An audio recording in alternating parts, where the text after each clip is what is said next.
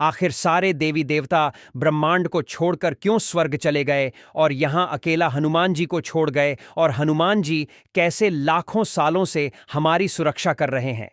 क्या आपने कभी सोचा है कि हनुमान जी और कलयुग के बीच टकराव क्यों होता रहा है?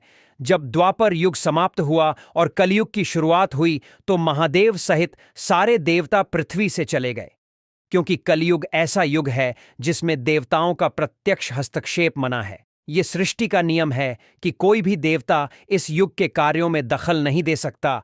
यह युग अधर्म, पाप और छल कपट का है।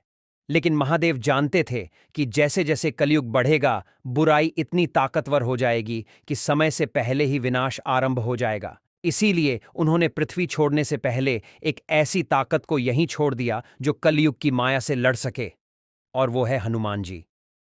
फिर हनुमान जी ने कलयुग को खोजा। आकाश, पाताल, जंगल, हर जगह अंत में आमना सामना हुआ। कलयुग ने अपनी पूरी ताकत झोंक दी, लेकिन हनुमान जी पर उसका कोई असर नहीं हुआ। कुछ समय के लिए हनुमान जी भी उसकी माया में उलझे, लेकिन जैसे ही उन्होंने श्रीराम का नाम लिया, माया टूट गई। हनुमान जी ने कलयुग को धराशायी कर दिया, लेकिन वो उसे मार नहीं सके, क्योंकि वह एक युग है जिसे समय से पहले समाप्त नहीं किया जा सकता। फिर महादेव ने हनुमान जी से कहा, तुम श्रीराम के नाम का प्रचार करो, ताकि कलयुग के अंधकार में भी राम की ज्योति लोगों के जीवन को रोशन करती रहे। फिर हनुमान जी अलग अलग रूपों में पृथ्वी पर रहने लगे, कभी साधु बनकर, कभी बुजुर्ग बनकर, कभी राह चलते आम आदमी बनकर वो राम नाम का प्रचार करते गए। धीरे धीरे हर जगह श्रीराम और हनुमान जी के मंदिर बनने लगे, लेकिन हनुमान जी दुखी हो गए क्योंकि लोग उन्हें भगवान मानने लगे थे, पर वो तो खुद को सिर्फ राम का सेवक मानते थे। यही सब देखकर कलयुग, जिसे कली पुरुष भी कहते हैं, भड़क उठा। उसे नहीं मंजूर था कि कोई उसकी सत्ता को चुनौती दे।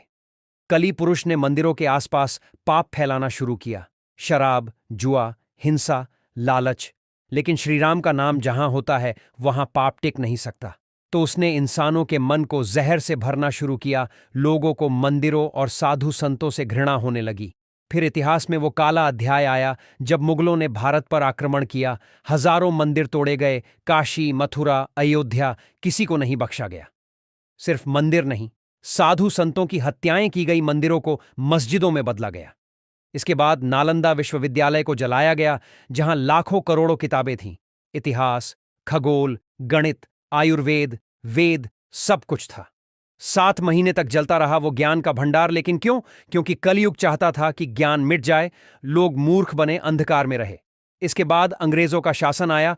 फूट डालो और राज करो की नीति चली।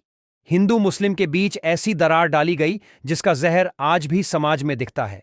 लेकिन जब जब अधर्म बढ़ा, हनुमान जी कहीं न कहीं प्रकट हुए, कभी अज्ञात रूप में, कभी चमत्कार के रूप में। विश्व युद्धों के समय जब पूरी दुनिया विनाश के कगार पर थी, तब भी हनुमान जी ने विनाश को रोका। आज भी अगर कहीं सच्चाई है, कहीं दया है, कहीं सेवा है, तो वो हनुमान जी की कृपा से ही संभव है। कलयुग आज भी कोशिश करता है लोगों को भटकाने की, धर्म से दूर करने की, लेकिन हनुमान जी हर बार उसका सामना करते हैं, कभी किसी बच्चे के रूप में, तो कभी साधारण व्यक्ति बनकर। इसीलिए उन्हें कलयुग का जागृत देवता कहा जाता है। वो आज भी जीवित है, जागृत है और सच्चे लोगों की सहायता करते हैं। अगर आज भी मंदिरों में घंटियां बज रही हैं, अगर कोई किसी भूखे को खाना खिला रहा है, अगर कोई ईमानदारी से जीवन जी रहा है, तो समझ लीजिए वहां हनुमान जी हैं। कलयुग ने मंदिर तोड़े, ज्ञान जलाया, लोगों को आपस में लड़वाया, लेकिन हनुमान जी ने हर बार उसे रोका। और यही सनातन सत्य है। बुराई चाहे कितनी भी ताकतवर क्यों ना हो, अंत में जीत हमेशा सच्चाई की होती है। यदि आपको भी लगता है हनुमान जी आपकी सुरक्षा हमेशा करते हैं, तो कमेंट में जय बजरंगबली बोलकर इस सनातनी चैनल को जरूर सब्सक्राइब करें।